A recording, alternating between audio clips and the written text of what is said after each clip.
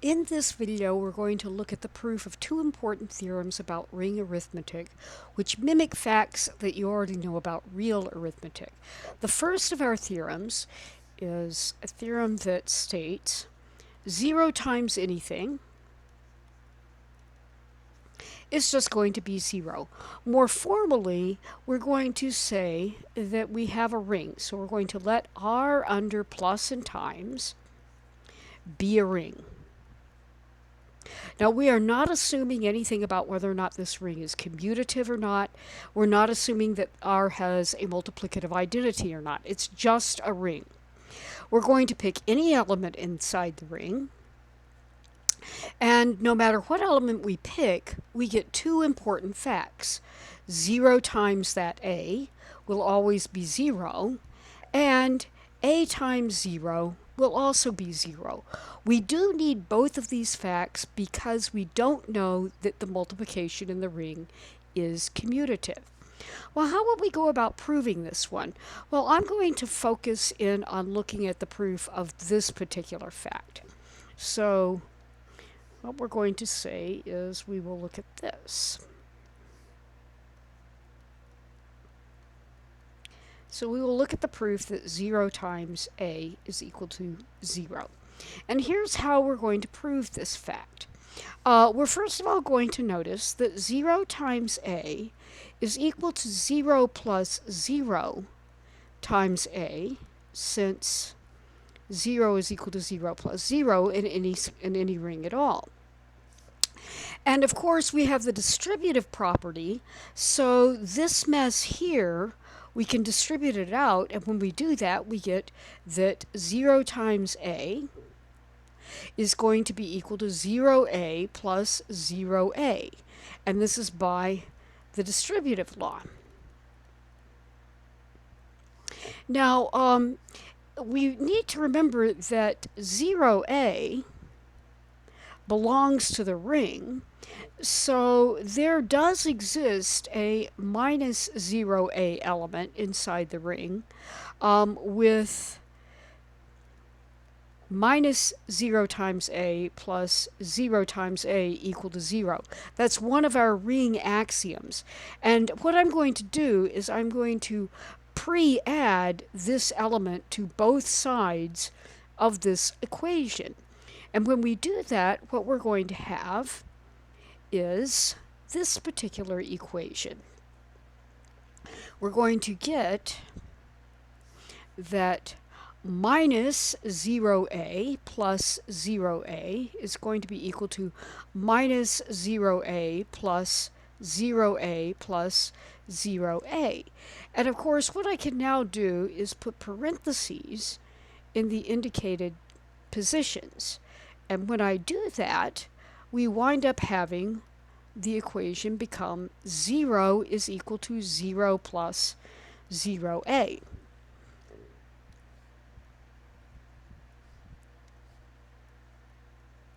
And of course, this equation says 0 is equal to 0 times A, since we already know that 0 plus anything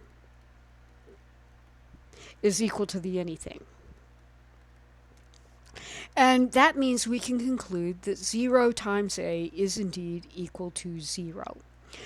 I encourage you to stop the video and try to prove that, so I'm going to write this in a statement. So I encourage you to stop the video and prove for yourself that A times 0 is equal to 0 in the same fashion. So hopefully you've done that. I'm not going to actually prove this fact for you. The proof of this fact is in our textbook as part of proposition 16.8. So proof of this is in the textbook as part of 16.8. Well, now what I want to do is I want to turn our attention to the second big theorem that I'm interested in proving. And the second big theorem is usually called the law of signs, meaning the law of plus minus signs. So I am going to actually write that in parentheses. I usually refer to this as the law of plus minus signs because the law of signs can also refer to a trigonometric theorem, and that's not what this one is. You do know the law of signs for real arithmetic. The law of signs is what says the following two things. So again, what we have is any ring. So R is going to be a ring. It might be a commutative ring. It might be a non-commutative ring. It might have a multiplicative identity element, or it might not have a multiplicative identity element. It's just any old ring. We're going to let A and B be two elements of this ring. Then we have the following two facts. The first fact says that if I look at minus A times B, that's the same thing as minus A times B, and that's also the same thing as A times minus B. And the second fact is, if I look at minus A times minus B, that's the same thing as A times B. This second fact is something that we typically teach students in middle school or high school with the phrase negative times negative is equal to positive. But what I want you to be thinking of is minus times minus is equal to positive. How do we prove these two facts? Well, it turns out that we're going to use two important things to prove them. The first one is that 0 times anything is equal to 0, and the second one is going to be the distributive law. So let's look at the proof of the first fact.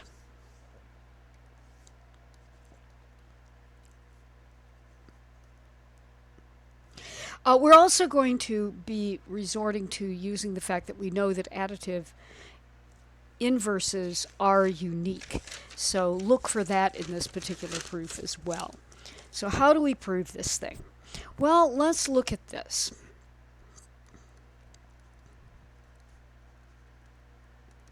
I'm going to simply add AB plus minus A times B. Now this is going to be equal to A plus minus A times B by the distributive law. And now what I want to be thinking of at this point is that I know something. We've just gotten this done. This stuff right here is a 0, so the right-hand side of my equation becomes 0 times B. And what we know is that 0 times anything is equal to a 0, so our equation can be rewritten as AB plus minus A times B is equal to 0 by 0 times anything equals 0. And what I now have is that these two elements are acting like additive inverses.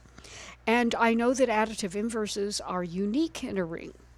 So I can finish this proof up by saying, since AB and minus A times B act like additive inverses, the uniqueness of additive inverses says that the additive inverse of AB, in other words, minus parenthesis AB, has to be equal to minus A times B. And we've proved part of number 1. I would like you to now stop the video and prove the following things. So stop video. and prove for yourself that minus a times b, in other words, the additive inverse of a times b, can also be written as a times minus b. Okay, hopefully you stopped the video. I want to actually prove this fact, and you can compare my proof to the proof that you wrote for yourself. So to prove this particular fact, to prove this, we're going to basically look at adding this particular side to the element AB. In other words, here's how our proof looks. Look at this. We're going to look at AB plus the element A times minus B. Well, by the distributive law, that's going to be A times B plus minus B.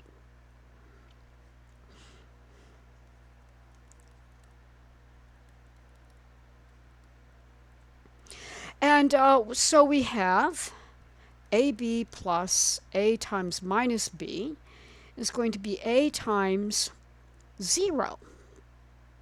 But A times 0 is equal to 0 by A times, well, let me write it as anything times 0 is equal to 0. And that was the first part of this video. And so what we now have is that AB plus A times minus B is equal to 0.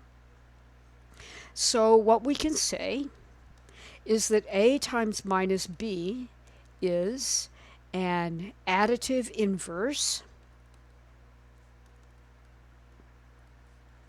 for the element AB, and by uniqueness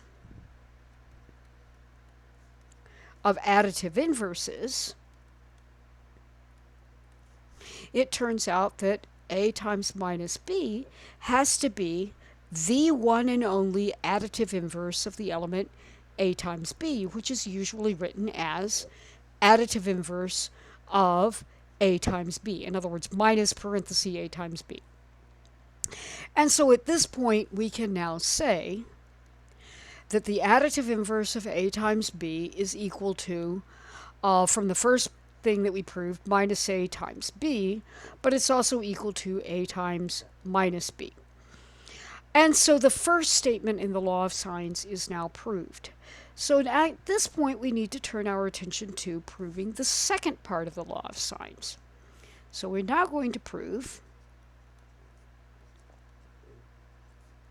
that minus A times minus B is equal to AB.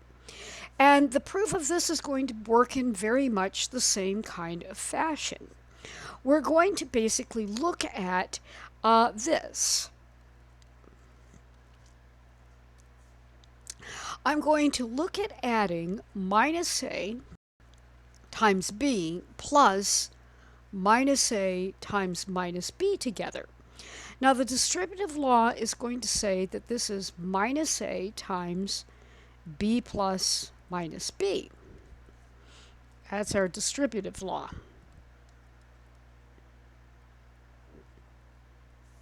And so what we now have is minus A times B plus minus A times minus B is equal to minus A times a big fat 0, which of course is equal to 0. And this is by the theorem that says anything times 0 is equal to 0. So what are we now looking at? Well, what we're now looking at is minus A times B plus minus A times minus B is known to be 0. So what that says is that minus A times B and minus A times minus B are additive inverses. But I want to recall from the first part of the theorem, we already know that minus A times B written this way is the same thing as the additive inverse of AB. And so what this says is that the additive inverse of AB plus minus A times minus B is equal to 0. All I did was substitute this particular fact in for that particular piece of this whole equation that we were looking at up here. And so, well, what does this say? This says minus AB and minus A times minus B are additive inverses. But I also know that minus AB and AB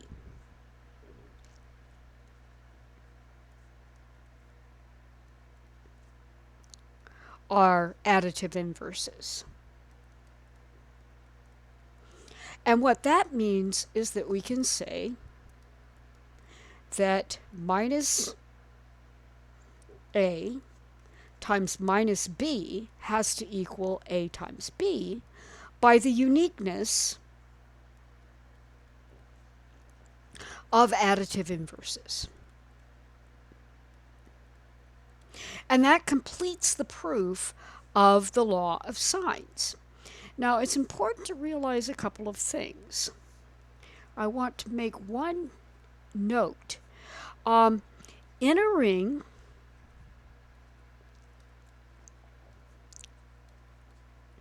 without a multiplicative identity element, we cannot write minus A is equal to negative 1 times A. It turns out that if we have a ring with an identity, with a multiplicative identity element, then, yeah, minus A will be negative 1 times A, and that will also be A times negative 1. But this is a theorem, and it's proved in the same way that the theorems that we've just gotten done proving are proved, and that will actually be an assignment for you to do on your own.